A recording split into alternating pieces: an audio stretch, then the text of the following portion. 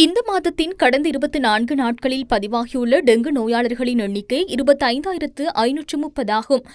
அபாய சுகாதார வைத்திய அதிகாரி பிரிவுகளின் எண்ணிக்கையும் 175 அதிகரித்துள்ளது. அந்த வகையில் மேல் மாகாணத்தில் 42,835 டெங்கு நோயாளர்கள் இதுவரையில் பதிவாகியுள்ளதுடன் இது 52.94% காணப்படுகின்றது. தென் மாகாணத்தில் 12,260 டெங்கு நோயாளர்கள் பதிவாகியுள்ளதுடன் இது 15.15% காணப்படுகின்றது. இதேவேளை கிழக்கு மாகாணத்தில் இதுவரையில் 3,450 டெங்கு நோயாளர்கள் பதிவாகியுள்ளதுடன் இது 4.26% காணப்படுகின்றது. கிழக்கு மாகாணத்தில் 1,360 டெங்கு நோயாளர்கள் மட்டக்களப்பு மாவட்டத்திலிருந்து பதிவாகியுள்ளனர்.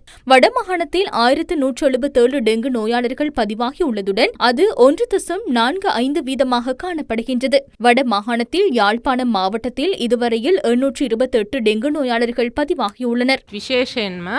வீட்டில் உள்ள ஏனையவர்களும் நோய் பரவலை தடுப்பதற்காகவே நாம் இரவு வேளையில் தூங்கும் போதும் பகலிலும் குறிப்பாக நுளம்பு வலையின் கீழ் ஓய்வெடுப்பதன் மூலம் வீட்டில் உள்ள ஏனையவர்களுக்கு நோய் தொற்றும் சாத்தியக்கூறுகளை குறைக்க முடியும்.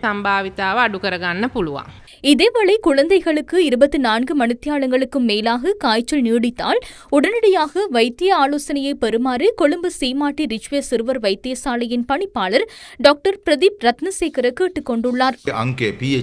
வைத்தியசாலைக்கு வரும்போது உங்கள் குழந்தைக்குரிய தனிநபர் சுகாதார இலக்கம் அதாவது PHN என நாம் குறிப்பிடுவோம். அது உள்ளடக்கிய பார்கோட் அட்டையை எடுத்து வாருங்கள்.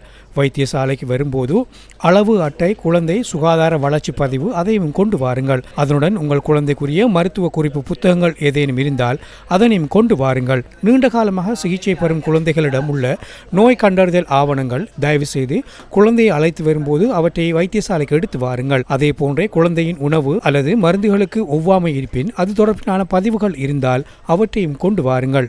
அல்லது உங்கள் குழந்தைக்கு ஏதேனும் ஒவ்வாமை உள்ளதென உங்களுக்கு தெரிந்தால் அது தொடர்பில் மருத்துவரிடம் தெரிவிக்க வேண்டும்.